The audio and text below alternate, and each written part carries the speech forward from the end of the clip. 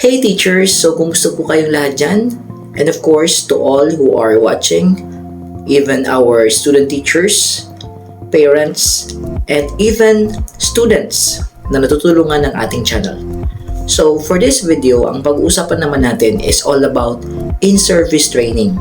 Paano ba gumawa ng project proposal? So for your information, yung atin pong magagawang in-service training proposal ay pwede natin gamitin someday if we want to join the ranking for any higher position, especially if you want to be promoted for master teacher. Gaya ko po, nagamit ko po ito. So, this project proposal is pwedeng po ngayon, especially na back to normal na tayo. So, ipapakita ko sa inyo sa screen yung ating project proposal. So, I hope masundan nyo po.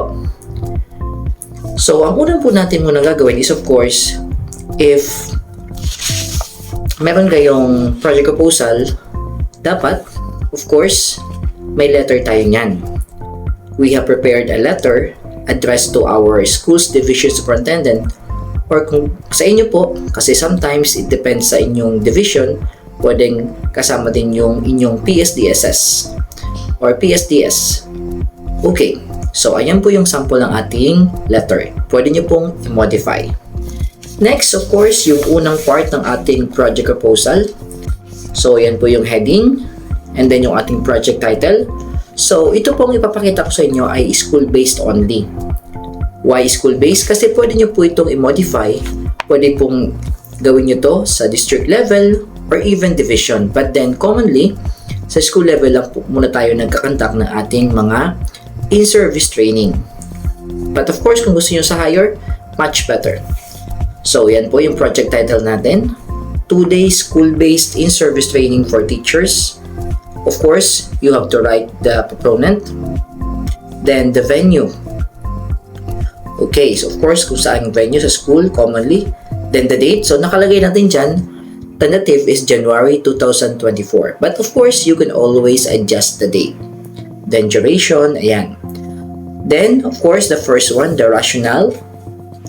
So, as you can see, it has been the goal of educational leaders to make learning and teaching among schools of high quality. Such goal has been set to give educators a purpose in their teaching and to make instruction meet high quality standard, and so on. So, basahin nyo na lang po. Nandiyan naman po sa screen. Then, of course, the reason why you are going to conduct this project proposal. So, the second paragraph states, as you read, in response to this, the blank, of course, your school, and so on. And of course, the third paragraph. So, what do you want or what do you view after conducting this project or this proposal or this activity? And of course, pagkatapos niyan, you have to write your objectives. So, as you can see here, yung ating project proposal is all about conducting or making strategic intervention materials, and kinumbine natin sa present time ngayon since kailangan yung ating video making or video lesson making, kasama na rin yung ating video editing. So ito po ay napaka-applicable sa panahon ngayon. So of course, you can also modify this. At least this will be your sample. So ayan po, meron tayong 3 objectives. After the objectives, we have the methodologies. How will you conduct this? What are the things that you're going to do? So, we have, of course, plenary session. Meron tayong mga lecture discussion. And, of course, the most important thing, we have workshop. Then, your target participants. Of course, ilalagay lang natin dyan kung sino yung ating mga participants. Teachers, principal, and so on. Then, for Roman number 5, as you can see, we have the project requirement. Ano yung mga kailangan? So, teachers, as you can see, ito po ay pinadali na natin. Anyway, this is a sample project proposal na pwede nyo pong i-modify or pwede nyo na rin gamitin sa inyong mga school. So, meron na po tayo ditong training matrix. Hindi na kayo mahirapan. We have here the suggested activities. So, day 1 and then day 2. So, pakitingnan na lang po sa screen. Andyan po nakalagay. Then, kasama na rin po dyan yung ating mga topics. the time, and of course, kayo lang maglagay ng mga speaker or facilitator. Then after that, we have the monitoring and evaluation. So sa monitoring and evaluation, so of course, nakalagay natin dyan, yung ating principal, kung school level, ang accountable sa monitoring. Kung district level naman, yung ating nakalagay dito dapat ay ang ating PSDS. And of course, ilagay din natin yung working committee. Sino-sino ba yung ating ilalagay na mga co-teachers na magiging in charge? Ayan po, dyan po nakalagay. Then of course, ilalagay din natin yung ating financial plan. Ito po yung ating estimated lamang. So, yung mga possible na magagastos nyo, yung amount, ilagay nyo po dyan. Okay, so sometimes madami mga nagkatanong sa akin when it comes to the signatories.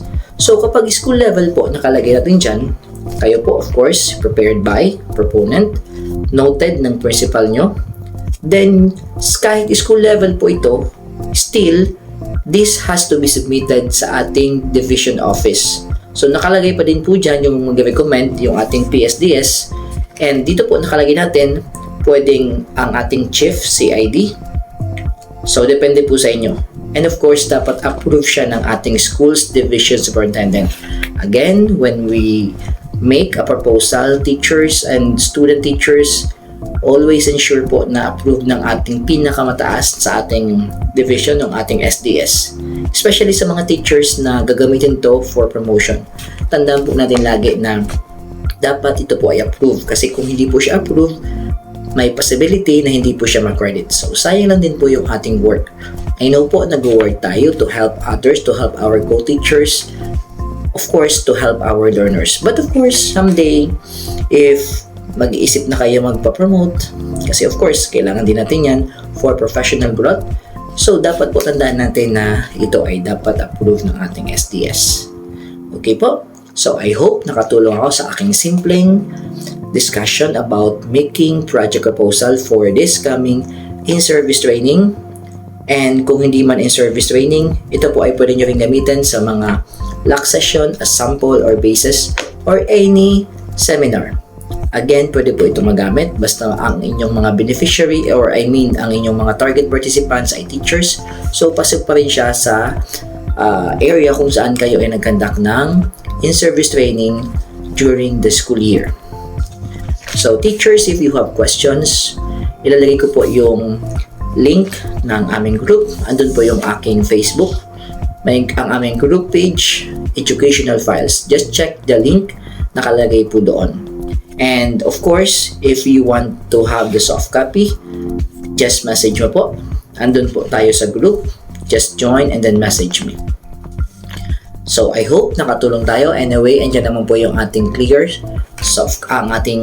picture if you want to, kung gusto nyo mong basahin. But again, if you want the soft copy, pwede nyo po akong i-contact. Andyan po yung link ng aming group. So, thank you for watching and just leave a comment kung ano po yung inyong mga suggestions o mga gusto pang sabihin. Thank you, and of course, kung gusto nyo po tayong i-like and subscribe, just click. So, thank you for watching. God bless po sa ating lahat.